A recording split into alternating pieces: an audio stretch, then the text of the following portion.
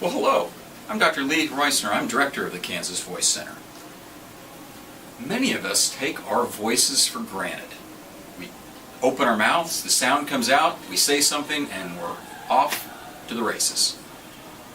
But when something goes wrong, when we develop laryngitis or some other voice problem, we realize just how much our voices are needed in our everyday lives. Voice problems can range from something very small, maybe only noticeable by the most trained of singers, to something really pretty bad. There can be voice box cancers that not only affect your voice, but can be life-threatening. Many of our voice problems are caused by our own behaviors. That's right, we cause the voice problem. But the good thing about that is they are potentially preventable. But before we go back to the voice lab to learn a little bit more about that vocal anatomy and this whole broad range of voice problems, we're going to go out on the streets. Jennifer Kennedy, our speech pathologist, is out on the streets interviewing people right now about their voices. Jennifer, take it away. So we're here with a barista asking questions about the voice. Okay, so our first question about the voice. Where does voice come from? Where does voice come from? I'm probably gonna just spitball here and say the vibrations in your larynx, I want to say. How many vocal cords do we have? That I don't know, I'm gonna guess 4, but I have no idea. All right, so are you by chance a runner? I am indeed. We're going to talk about another kind of athletic event. We're going to talk about singing. Okay, we're going to ask you some questions about muscles in the body that you may not know quite as much about. And how many vocal folds do we have? Pure guess, I'm going to say 14. 14. You aimed high. Okay. All right, go lower, go lower. Lower than 14. All right, now I'm going to say 4. 2. All right, one on each side. All right. 2 vocal cords. What creates the voice? That is air passing over the vocal folds. Very good, very good. How fast do you think the vocal folds vibrate? What's our measurement, our unit of measurement? It would be in hertz. Hertz. All right, I'm going to say, I have no, 100 megahertz. Here we are with our photo. All right. You can tell us what you think this is. Is that somebody's tonsils? Ooh, that's a pretty good guess, actually. Yeah, the esophagus, the opening of these. He's getting warmer. Actually, it's right next to the esophagus. Ooh, is it right next to the esophagus? So it'd be the, I don't know, your vocal cords, your voice box. Good job. What shouldn't you eat or drink right before you sing? Milk or bread? How fast do your vocal folds vibrate? So it would be how many times per second they vibrate. That's what you're going to guess. 500. 60. We're with Sarah, and we're just going to ask you a few questions about your voice. Okay? What worries you the most about your voice? Losing my voice due to overusing it when I teach. How long is a vocal fold? Can you guess? Oh my gosh. I should know this from Vocal Ped. Not that long. How many vocal folds do you have? Well, you have the true folds and then the false folds, so How fast do your vocal folds vibrate? should also know this because of Vocal Ped. Pretty fast. What worries you the most about your voice? My voice. I would say support, breath support. Is there anything harmful you've ever done to your voice? And if so, what? I smoked cigarettes for about 3 years, and then I quit about 3 months ago. Yeah. All right, good job. Now for a little anatomy. We can divide vocal anatomy into 3 major areas. The first is the power source. The second would be the oscillator or vibrator, and the third would be the resonator. First, the power source. What provides the power for your voice? It's the air in your lungs. You inhale it through your mouth or through your nose. It runs down your trachea into your lungs expand as your diaphragm goes down, your lungs fill with air, and that air is what makes your vocal folds move. It is that support of your stomach and diaphragm that can support your voice when you're singing and projecting your voice. Here we have a larynx. This is the trachea, or the windpipe. The larynx is made up of several cartilages, your thyroid cartilage, your cricoid cartilage. There are cartilages on the back of the voice box. But what occurs is air goes down this windpipe like we just discussed. It then comes up through the trachea and through the vocal cords, or the vocal folds as they're commonly known. Let's take this larynx apart. When I open it up, here's the trachea.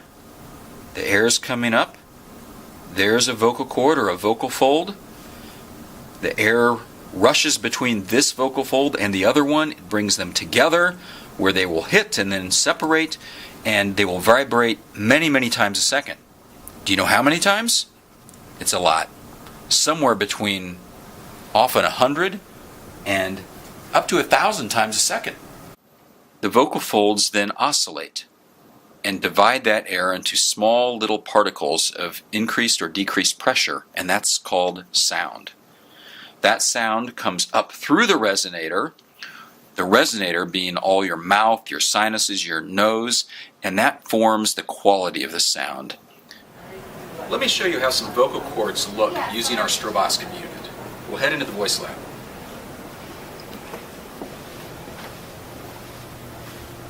I'm going to have Jennifer, our speech pathologist here at the Kansas Voice Center, hop up into my grandfather's 1918 barber chair.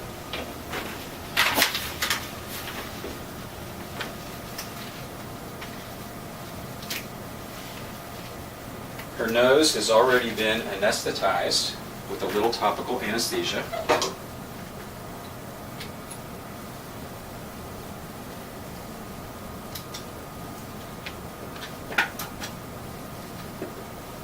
And we'll take a look.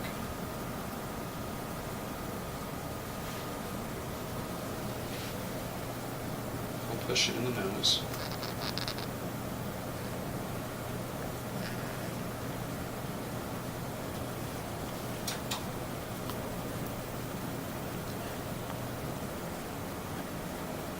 And here we are looking at the vocal cords.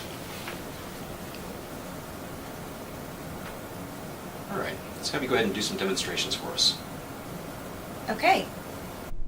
This is an example of normal voice production. Notice that you are able to observe the entire larynx with both vocal folds in view. 1, 2, 3, 4, 5, 6, 7, 8, 9, 10. Now we will demonstrate effortful strained voicing, followed by an example of whispering. Notice how with both, the vocal folds are less visible due to muscle constriction. 1, 2, 3, 4, 5, 6, 7, 8. 1, 2, 3, 4, 5, 6, 7, 8. Next you will see a cough, followed immediately by a throat clear. Repeated coughing and throat clearing can result in vocal fold trauma due to the increased muscular constriction.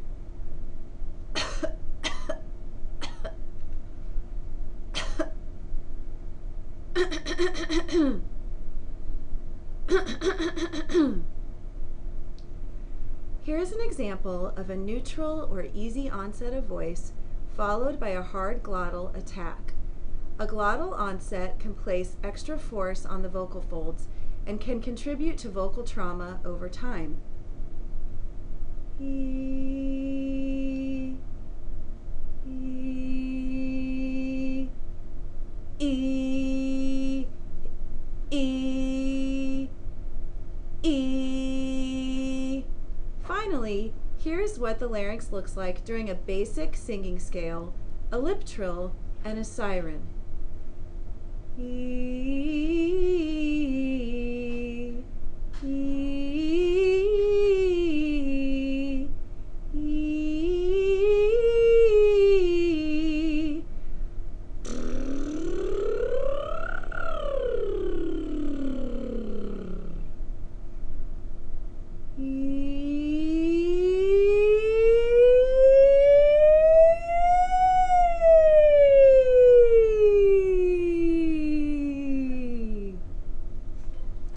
about some vibrato? Could you try a vibrato? Just a pitch?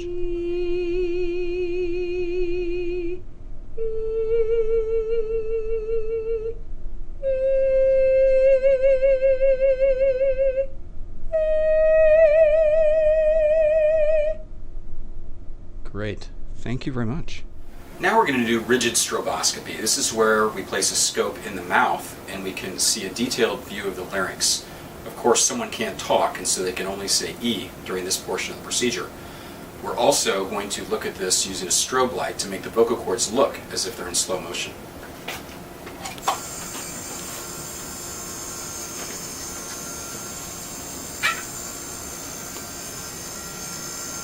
Give me an E.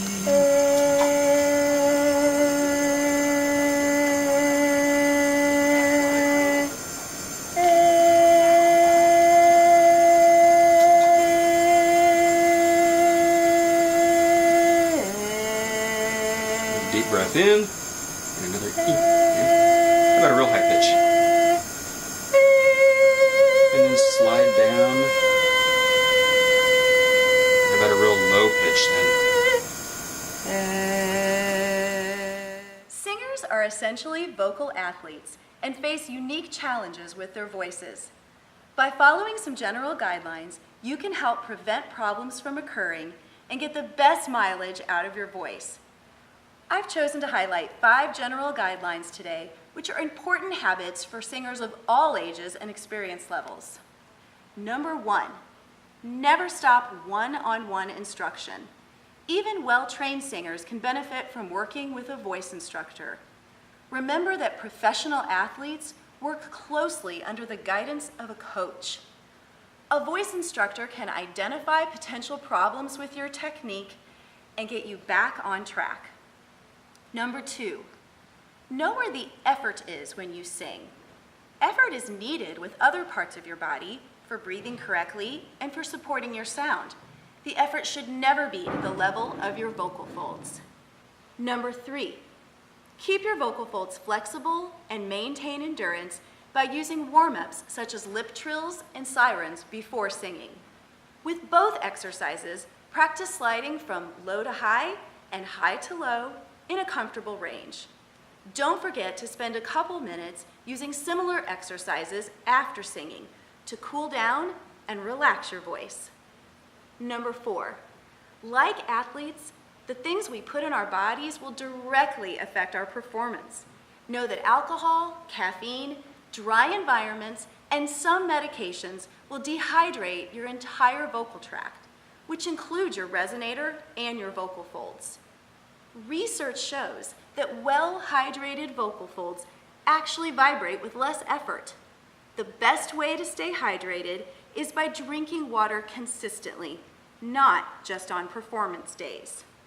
Number 5, allow for vocal recovery time. The vocal fold muscles require rest just like other muscles in our bodies do. Elite runners can't run a marathon every day and would never expect their bodies to do so. Some research has shown that full vocal recovery time can range from 12 to 16 hours. Usually, this doesn't require total voice rest and can sometimes be achieved by simply pulling back on your normal voice use for a day or 2. Singers risk vocal fold injury and general muscle fatigue when pushing the voice past their limits. Ultimately, you need to listen to your body and respond appropriately. Listen to how your singing sounds and how it feels when you sing. Take care of your voice. It's the only one you've got. Rode that train in a native coach from Birmingham, just looking for my loving Sam. I can't get him off my brain, and beyond the question of doubt, my aim in life is to straighten him out. There are many different conditions which can cause voice disorders. Here, we'll review a few of the more common ones. Laryngitis sicca, or chronic laryngitis with thickened secretions, is quite common. Notice the thick mucus sitting on the surface of the vocal folds. Remember, the vocal folds vibrate, often between 100 and 250 times a second, even just when speaking, so this could inhibit appropriate vibration. This condition could be made worse by medications, and drinking plenty of fluids can help with this situation.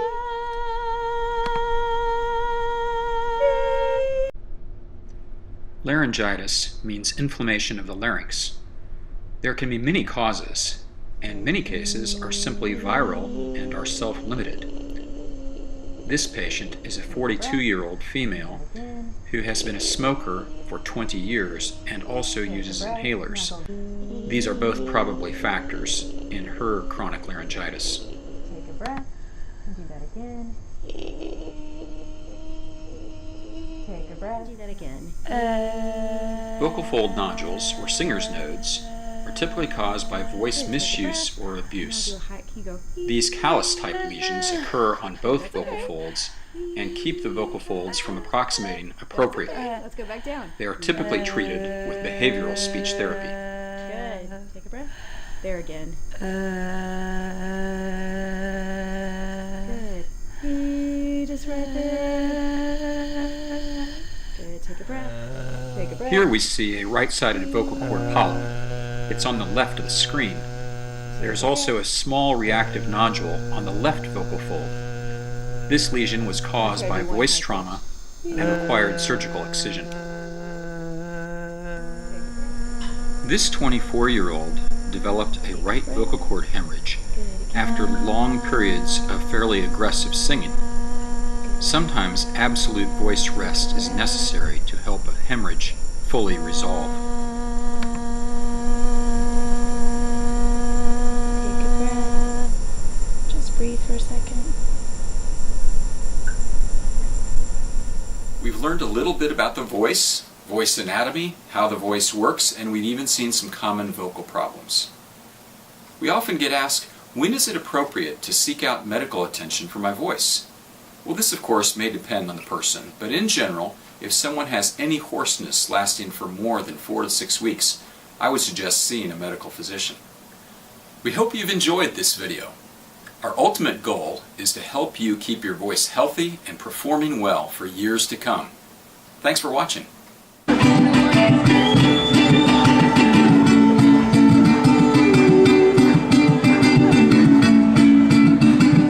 Welcome to your life. There's no turning back. Even while we sleep, we will find you acting on your best behavior. Turn your back on Mother Nature. Everybody wants to